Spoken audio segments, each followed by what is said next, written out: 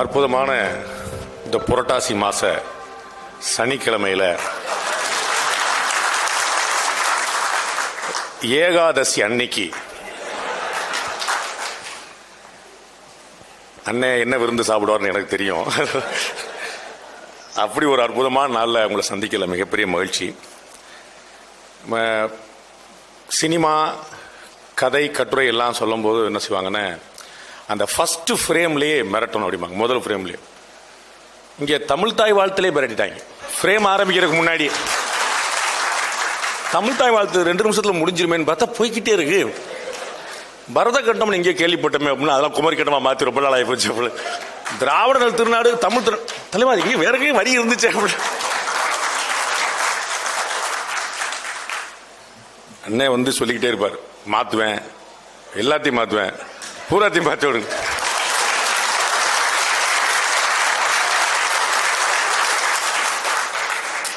ராஜமுருகன் அண்ணன் வந்தோடனே சொன்னார், ராஜமுருகன் அண்ணன் வந்தோடனே சொன்னார், வாட் அ சர்ப்ரைஸ் அப்படின்னாரு. என்னை பார்த்தோன்னே இன்னும் ஒரே சர்ப்ரைஸாக இருக்கு. அதான் சொன்னேன், என் கூட சேர்ந்து இவங்களுக்கெல்லாம் பாவப்பட்டியில் சேர போகிறாங்களா, அவங்க கூட சேர்ந்து எனக்கு புண்ணியம் கிடைக்க போதா எனக்கு தெரியல. ஏதோ ஒன்று நடக்க போகுது, சம்பந்தம்லாம் இந்த டிக்கெட் உட்கார்ந்துருக்கேன் அப்படின்னு சொல்லிட்டு இந்த ஆட் மேன் அவுட்டுமாங்களா, அது மாதிரி ஒரு ஆச்சரியமான விஷயம். என்னுடைய நண்பர்கள்லாம் வந்து என்ன உடம்பு முடியலையா, தாடி கிடி வச்சிருக்கிய அப்படின்னு கேட்டாங்க. அந்த அண்ணன் ஷேவ் பண்ணிட்டாரு.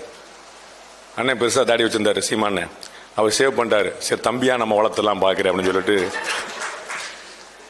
ரொம்ப நாள் இருக்காது. ஒரு அக்டோபர் 2ஆம் தேதி வரைக்கும் தான். ஏன்னா அக்டோபர் 2ஆம் தேதி எங்கள் இன்னொரு அண்ணன் வந்து மதுவிலக்குக்காக ஒரு மாநாடு நடத்துறாரு. அன்னைக்கு நைட்டோட மதுவிலக்கு ஒளிஞ்சிரும், ஒன்றும் மது பிரச்சனை இருக்காது. அதனால மறுநாள் வந்து மறுநாள்லேருந்து ஒன்றும் பிரச்சனை இல்லை, அப்படியே கொண்டு போயிடலாம். நம்ம எப்பயுமே முதல்ல பேசிட்டா கொஞ்சம் நிம்மதி, நம்ம வந்து நமக்கு ஒன்றும் கவலை கிடையாது, நம்ம வந்து பேச நினச்சிட்டு பேசி போயிடலாம். அந்த 2வது 3வது பேசினாலே இந்த சிக்கல் வந்துடும்.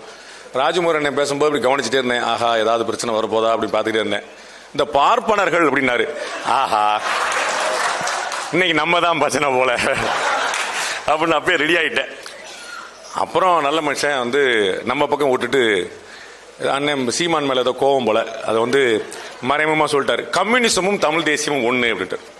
நான் எங்கள் அண்ணன் எவ்வளோ பெரிய உயரம் தொடர்ந்து நினச்சிக்கிட்டு இருக்கிறேன், கம்யூனிஸ்டும் அதுவும் ஒன்றும் சொன்னோன்னே எங்கள் அண்ணன் எவ்வளோ கம்யூனிஸ்டுகள் எங்கே இருக்காங்க. எங்கள் அண்ணன் ஏன் முன்னாடி தான் சொன்னார், கம்யூனிஸ்ட் கட்சி என்னோட ஒரு ஓட்டு கூட வாங்கிருச்சுன்னா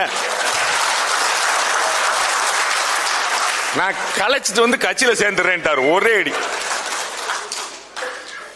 அவர்கள் பாவம் வந்து ஒரு கடுமையான முயற்சி எடுத்துக்கிட்டு இருக்கிறாங்க சித்தாந்த ரீதியில். அண்ணன் வந்து ஒரு தனி மனிதராக பெரிய விஷயத்தை கட்டமைச்சுக்கிட்டே இருக்கிறாரு. நந்தன் படம் ஒரு ஆச்சரியமான அனுபவம்.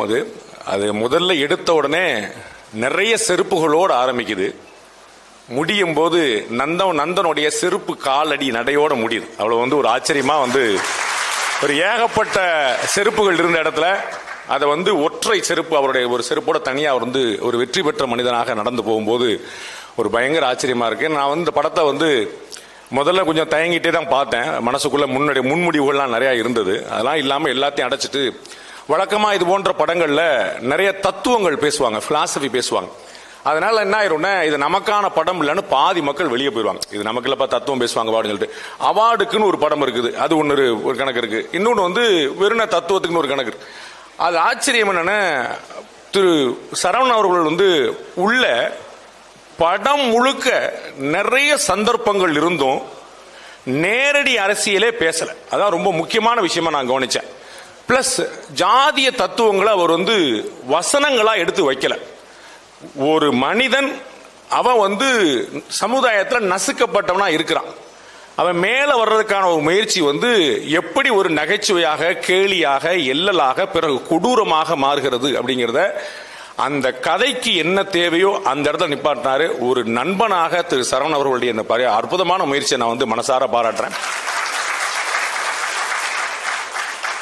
நிறைய சந்தர்ப்பங்கள் கிடைச்சி இது வந்து ஒரு அரசியல் நெடி, ஜாதிய தத்துவ நெடி, அதெல்லாம் வந்து பயங்கரமா அடிச்சிருக்கக்கூடிய இடத்துல அதை அப்படியே லிமிட் பண்றாரு. அதை வந்து பார்க்கிறவர்களுக்கே புரியும் அப்படிங்கிறதா நிப்பாட்டார். எங்களுடைய சொந்த ஊர் சிறுவிழுத்தூர் பக்கத்தில் இருக்கக்கூடிய ஊர் போல கள்ளக்குறிச்சியிலும் தமிழ்நாடு முழுக்க ஏகப்பட்ட இடங்கள்ல இருக்கக்கூடிய பட்டியலினத்தை சேர்ந்த ஊராட்சி மன்ற தலைவர்கள் எங்களால நாற்காலியில உட்கார முடியல, நான் தான் தலைவர் ஆனால் நாற்காலியில் உட்கார முடியல அப்படின்னு சொல்லி சொல்றாங்க. நாம எல்லாரும் பெரியார் மண் என்று பெருமை சொல்கிறோம்.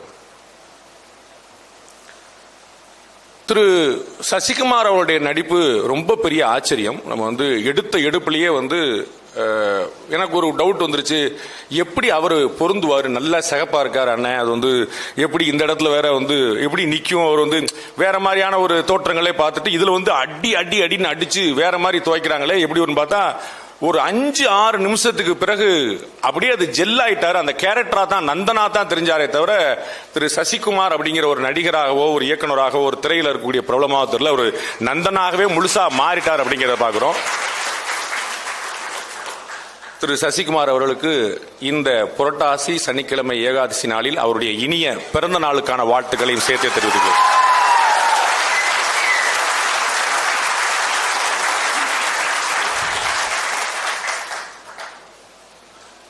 திரு சசிகுமார் மட்டுமல்ல, பாலாஜி சக்தி அண்ணனா இருக்கட்டும், அவர் அந்த வயிறை தள்ளிக்கிட்டு நெஞ்ச நிமித்துக்கிட்டு அந்த அப்படி கேரக்டர்ல வரும்போதே ஒரு அதிகார தோரணை எப்படி அந்த பக்குவம் மனசுக்குள்ளேயே நிக்குது அப்படிங்கறத அவருடைய பாடி லாங்குவேஜ்ல எல்லாத்துலயுமே காட்டினாரு. நிறைய கேரக்டர்ஸ் அப்படி சொல்லலாம்.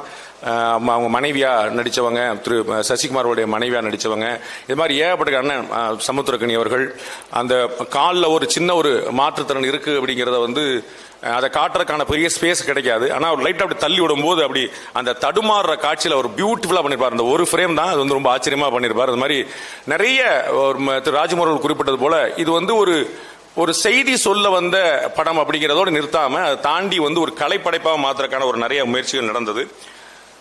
என்னுடைய சகோதரி உள்பட நிறைய பேர் அதுக்கு கடுமையா உழைச்சாங்க. அது கமர்ஷியலா எப்படி போகணும் என்னங்கிறலாம் தாண்டி என்னுடைய சகோதர நண்பர் திரு சரவணன் அவர்கள் நானே இதை பண்றேன்னு சொல்லி முழுக்க எடுத்து கிளம்புனது ஒரு அசாதாரணமான முயற்சி. இந்த முயற்சி பாராட்டப்பட வேண்டியது அப்படின்னு திரு சீமான் போன்றவர்களுக்கு மட்டும்தான் தோன்றும், வேற யாருக்குமே சாதாரணமா தோணாது.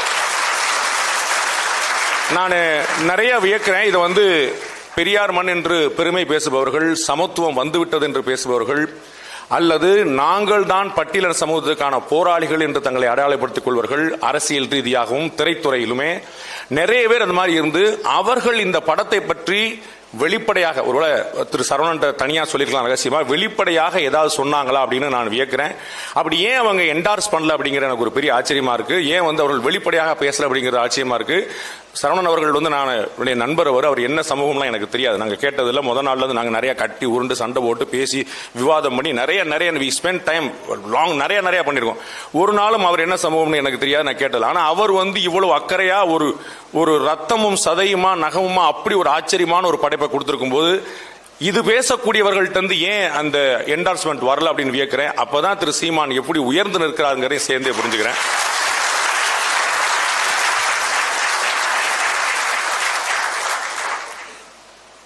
எங்கு அடுத்தவர்களுக்கான உதவிக்கரம் நீட்டப்பட வேண்டி இருக்குமோ அங்கு என்னுடைய கரம் முதல் நிற்கும் என்று எப்போதுமே சொல்லக்கூடிய ஒரு அண்ணன் சீமான் அவர்கள் நிறைய இடங்கள்ல அதனால தான் என்னால இந்த கூட்டத்தில் பொருந்தி போக முடியுது. அவர் வெறும் அன்பு, வேற ஒண்ணுமே கிடையாது. அவர் அண்ணன் அழகா சொல்லிட்டு இருப்பார், நீ மாட்டு உன் வேலையை பாடுறா, நான் மாட்டு என் வேலையை பார்க்கறேன், அவ்வளவுதான் அப்படின்னு சொல்லிட்டே இருப்பாரு. அந்த மாதிரி ரொம்ப ஒரு தெளிவான பார்வையோட ரொம்ப திடமான செயலோட அண்ணன் ஒரு பெரிய உயரம் தொட்டு கொண்டிருக்கிறார். இன்னும் 1.5 வருஷத்துல தேர்தல் வருது. மற்றது வெண்திரையில் காண்க. நன்றி, வணக்கம்.